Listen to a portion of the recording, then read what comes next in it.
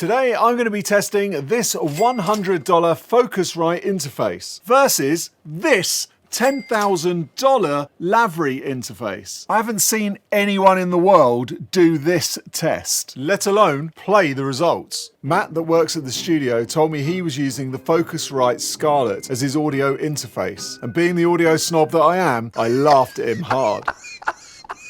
But then I thought, wouldn't it be amazing to compare them both? To see if the extra $9,900 is worth the extra cost. And I thought you'd like to hear the results too. Today we're going to test the audio output difference between the $100 interface versus the $10,000 interface. And most importantly, which one is right for you. So before we jump into the audio, let me just weigh up a few pros and cons when you're going to buy an audio interface so that you can take that with you, because there is a massive price difference depending on what you're going to be using it for. So something like this Focusrite, very good sort of starter box, super cheap, gets you running, plug your computer straight in, and you can monitor off of it straight out to speakers on the back. Due to the fact that it's mass produced, these are sort of not the best made bits of kit in the world. It won't last forever and it'll start making noises as you move it, and we'll soon find out whether the quality of the audio is up there too. So then you go to something like this Lavry, which we're going to listen to. That is just a D2A, so that's just taking the digital signal, converting it to analog so that I can go through my equipment. So that is just doing a very precise thing, very small build amount, so obviously that's what factors into the cost too. So that's why they are a massive price, because there's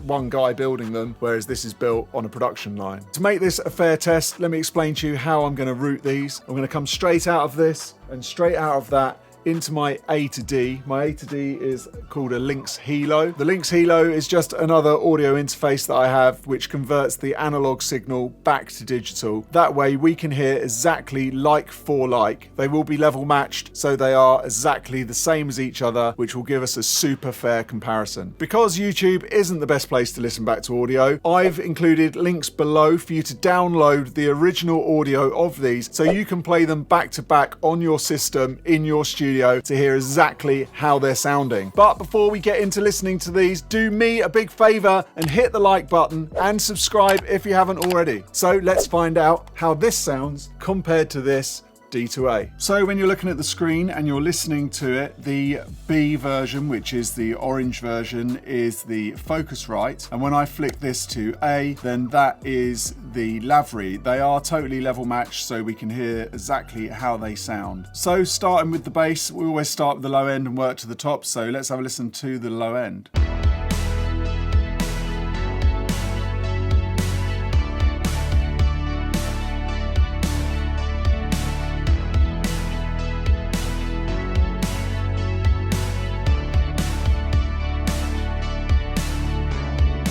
So for me, the bottom end of the Focusrite is losing a little bit of extra kind of subs that are going on. I don't know if you can hear that on your speakers. Definitely download the files and have a listen. But I can hear like the low subs is missing, and there's some like oomph that's just a bit thin and not as weighty. And so now let's listen to what's happening in the top end. So listen to the sort of reverbs and the sparkly bit. The thing I'm listening to for a lot when it comes to a D to A is the depth of field, so that where things are placed. So if you listen to the reverbs, you listen to around where the snare is, then you'll really get to hear the position of stuff. That's really critical when it comes to a D2A, the stereo positioning. Let's listen to that.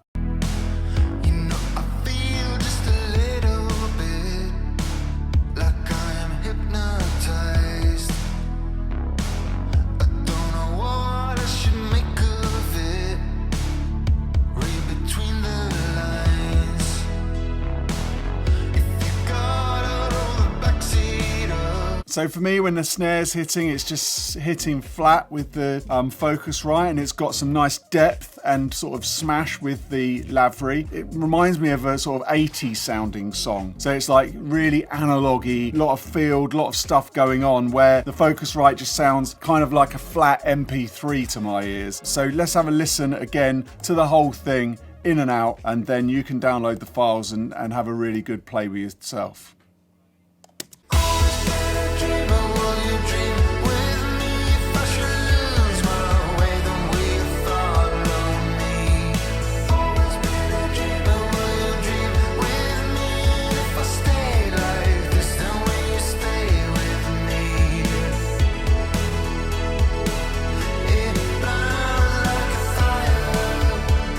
So which one is right for you? Do you spend 10,000 on a Lavery, or do you spend 100 quid on a Focusrite? Well, I would say if you are starting out, then these kind of things that are under, say, £500 are the best for you, because you haven't got a trained ear, you're not in a treated environment, you haven't got massive amounts of speakers, you are just learning. So these are great ways just to get you going and get the ball rolling, and you shouldn't really be worried too much about the finer details. But when you are upgrading and as you're going, you will end up in this area because you will have upgraded everything. You'll hear the difference, and that difference will annoy you, and you'll start wanting to get better and better, and that's where all these little tiny tweaks come in. If you think about it in the same way as a chef, they don't just say, oh, let's throw some salt on that. They want Malvern salt and all this stuff, because they know that each of these different types of ingredients make a really nice dish. But if you are just slapping something together and you haven't got a refined palate, you're not going to know the difference between the two, and that's pretty much the same with audio. So start off where you can afford, get going, keep moving through. As you get better and as you start enjoying different flavors, then you'll develop your own amount of equipment and your own taste. And that's when you can think, well, do I want that, or am I still quite happy with this? Don't forget, you can download these files via the link below. And if you want your music to pass the car test every single time, then check the next video that's coming up here. Thanks for watching. Don't forget to subscribe. See you on the next one.